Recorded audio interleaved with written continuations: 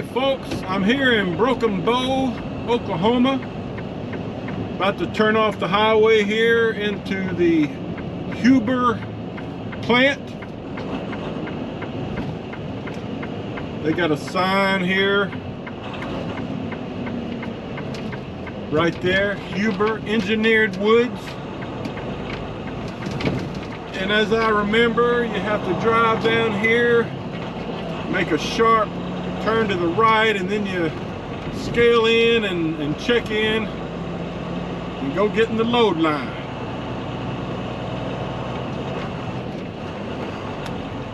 So I'll show it to you if I can, because I don't think I can get out of my truck while I'm getting loaded, as I remember.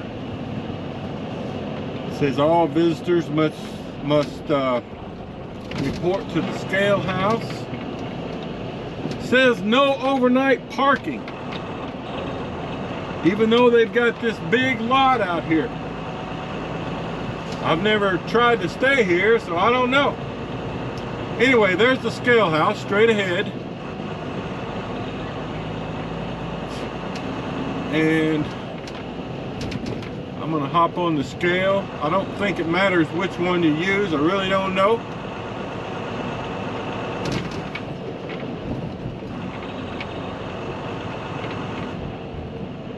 So I'll park on the scale and go check in. All right, so I got checked in. Whoop, excuse the radio there. All right. So she gave me a couple of sheets of paper. One is a lot of safety stuff.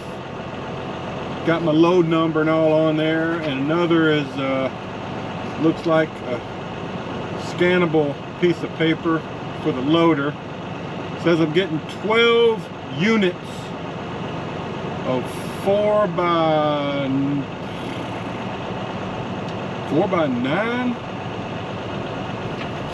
Not sure about that. All right, so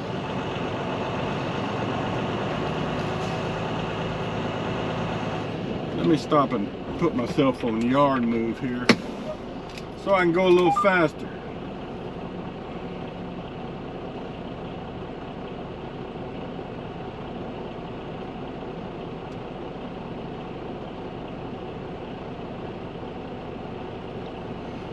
Okay.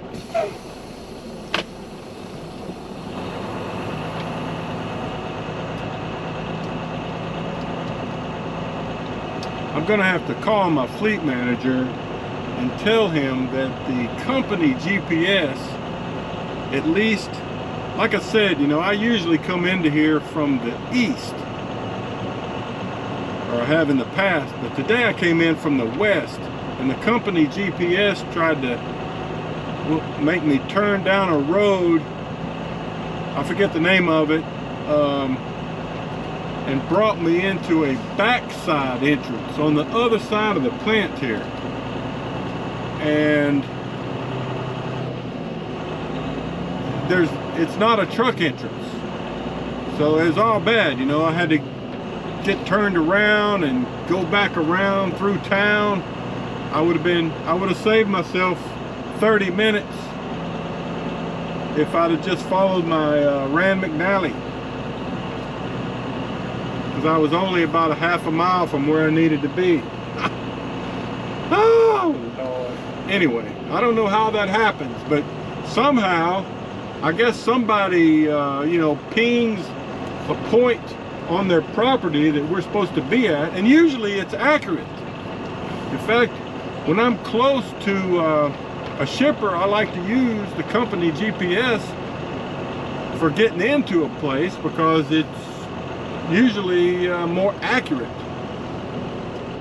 Anyway, the way it works here is you pull up to this red stripe in the driveway. You can see this bay says shipping, and you just wait here until an unloader tells you to pull in. So that's what we're doing. All right guys, so the loader there in that forklift just took my paperwork and told me to center up on this yellow striped line, and to pull forward, he'll tell me when to stop.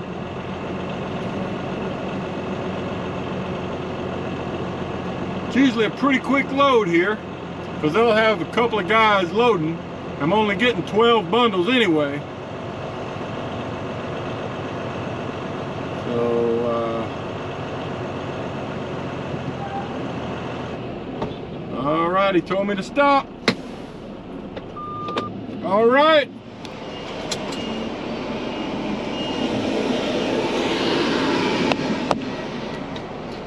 All right, folks. That took about 7 minutes to get loaded.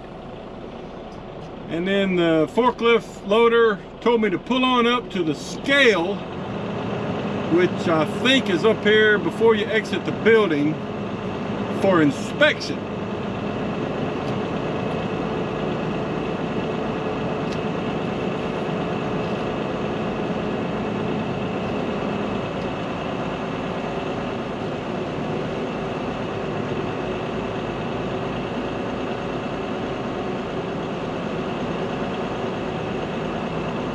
Just showing you. They have lots of product in here, lots of different types of product. Oh, I don't really remember what the inspection is all about up here. Maybe they've got somebody that just double checks the order and makes sure I have what I'm supposed to have before I proceed out of this building into the tarping station. I think the way they do it here is they put the tarps on first, and then you pull out to the securing area to put the straps on. So, as you can see, it says stop for inspection. So let me get back to you. All right, so basically, he took my paperwork, and that was the inspection. And it sounds like you can either pull into the tarping station from here or go on out into the strapping station or strapping yard. I guess since it's full and there's other trucks over in the strapping lot, so it'd be easier to pull in to the tarping area from here.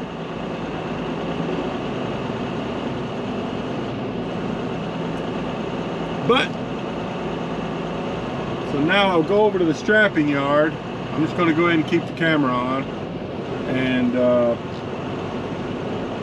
then once I'm strapped and there's an opening in the tarp building, I'll have to back in. So it looks like they've been putting down a lot of new gravel out here. That's good. Maybe I'll cut down on the dust. Trying to see if there's room for me to squeeze in over there in between those trucks.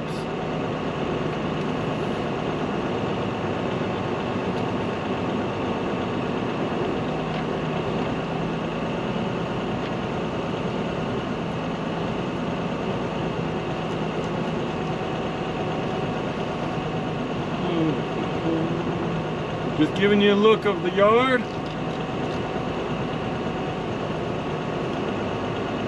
Yeah, they could use some gravel because it's very dusty out here.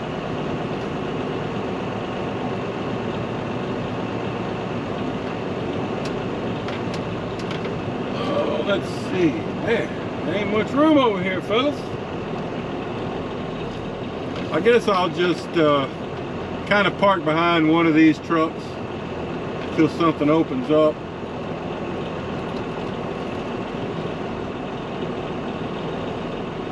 You can see they've got similar loads. All right, more later. Okay guys, I was going to show you the load, the strapping on the load, but I wasn't quick enough. Basically I got 3 sections of board here. And I got 3 straps over the front and the back, 2 over the middle. He wants to be on camera, I think. No, I was just trying to explain how I strapped it. So what they're doing here is they're using their little tarping machine over here to drape the tarps over.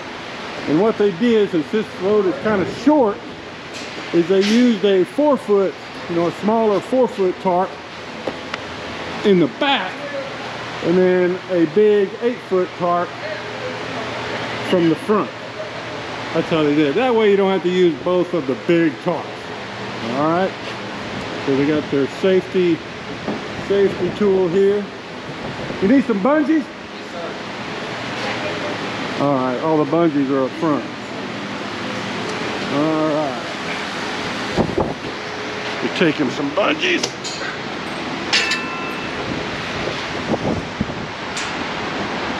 So, like I said, they don't really care if you tarp first and then strap afterwards, or if you strap first and then tarp. But in this case, it was full when I came out, so I just pulled over and strapped. So the strapping's already done. Now they're putting on the tarp. Got it? So it's a pretty quick deal. All right, so they'll be done with this in a few minutes, and I'll pull on out and bungee down the tarp, and then we'll be done. You can see there's another load leaving right there. All right, more later. Okay, so they got me tarped. I still got to bungee down the tarp. It's just got minimal bungees at this point. But they said the best thing to do is just go ahead and scale out, get your paperwork, and then pull off afterwards and finish bungee. So that's what I'm doing. Just giving you a look at things. Pretty quick load. Once I got here, man, I tried to call my fleet manager before I got loaded and he didn't answer. So once I get on the road, I'll call him back again, because they got a, I don't know how or who works the GPS on our tablet, but they got to make an adjustment on this one. Because I noticed too, once I looped around town to come back and try a second time, it was still, coming in from the east,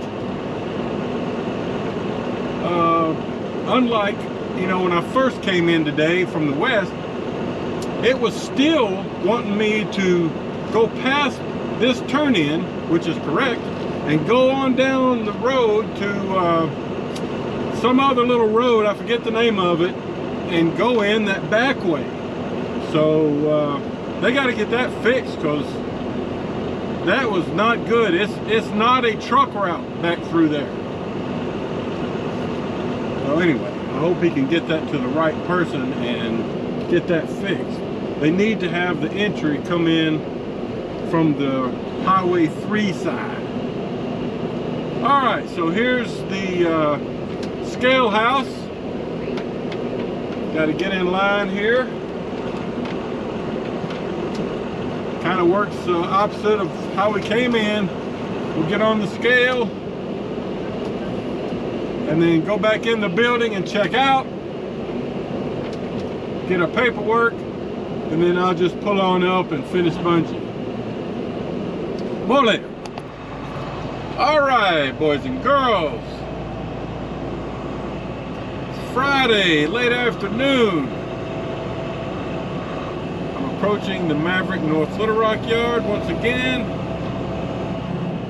I'm not even sure what time it is. It's like 5:45 p.m. I've got this load I picked up over in Broken Bow, Oklahoma, that delivers in St. Joseph, Missouri, or St. Joe, I guess they call it. St. Joe, Missouri. It's up north of Kansas City. Got a noon Monday appointment. So I'll probably leave out Sunday afternoon, get get a few hours down the road anyway. I don't know, I hadn't really planned the trip out. Whew, I'm tired. I've got about 4.5 hours left on my 70-hour clock. I've been trying to report that to you for the last few weeks per request of somebody. All right, let's see if we can get in here and see what's going on. See if there's any parking spots.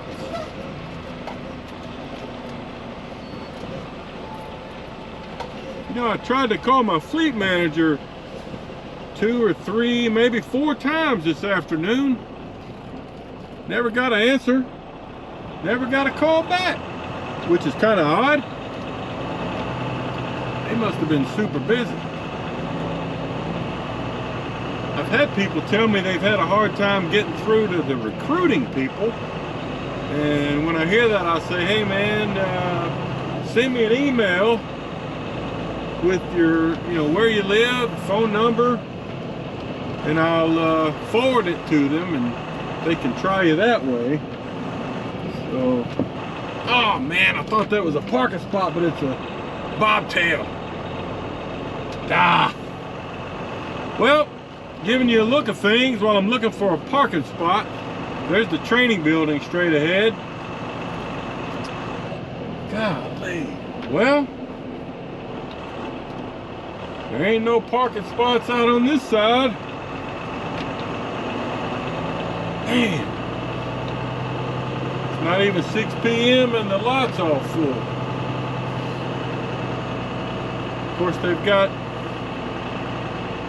3 or 4 spots taken up here with some, I think those are some drainage, I don't know. Oh, they've been sitting there for a couple of weeks. Not sure what they are, but anyway, giving you a look of the yard anyhow. Lots of loads. While I circle around and try to find a spot. I mean, there is nothing out here. Well, that means we'll have to go around. Man, and I'm kind of parked out front on this end of the training building. It'll be a longer walk to get to my car. Oh. Well, I'm just giving you a look at things. If you're interested in getting your trucking career started, Maverick's a good place to get started. You can come here and get your CDL at the Maverick Driving Academy, or if you've already got your CDL, like I did, you can just sign on and come right in and start your flatbed training. This is a secure parking area for drivers and, well, mostly for drivers and students. I wish my car was there since I'm going to be parking back here. Oh, I hope I don't have to get out in the gravel lot there straight ahead. I may though. Oh, maybe I'll get lucky and find one. Well, I can see a couple over here that'll be facing the shop. Guess I'll just get one of those. I'm gonna go around this way, though. It'll be easier to get into it from coming around this side. But yeah, you see that big gravel lot out there has got additional parking, and you can see they got a bunch of empty trailers out there. You know, if you end up having to drop your trailer and you need to get another trailer, that's where it'll be, out there. The shop will assign it to you, and you have to go out there and pick it up. Alright, there's the back side of the main office. Right there on the end of the building is the driver's lounge and showers and TV room, stuff like that. Alright, so I'm going to wiggle right into this spot here on the end.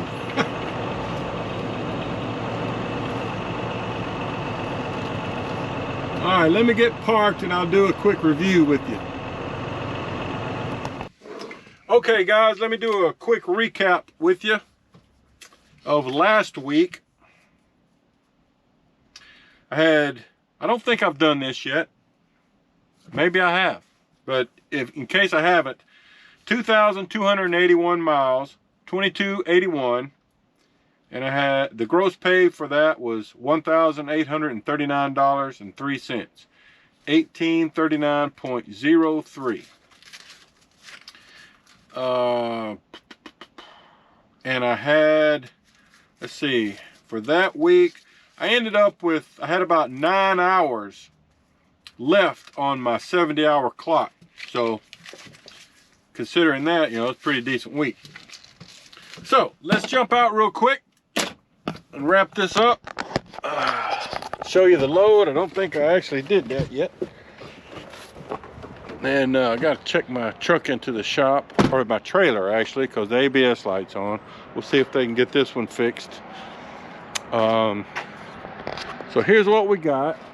I know I showed you the load while they were getting the tarps over it, but basically it's 3 sections of, I think, 8-foot,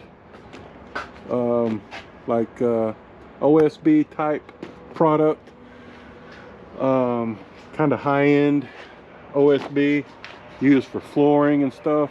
So 3 sections stacked 2 high, got 3 straps over the front, 3 straps over the back, 2 over the middle.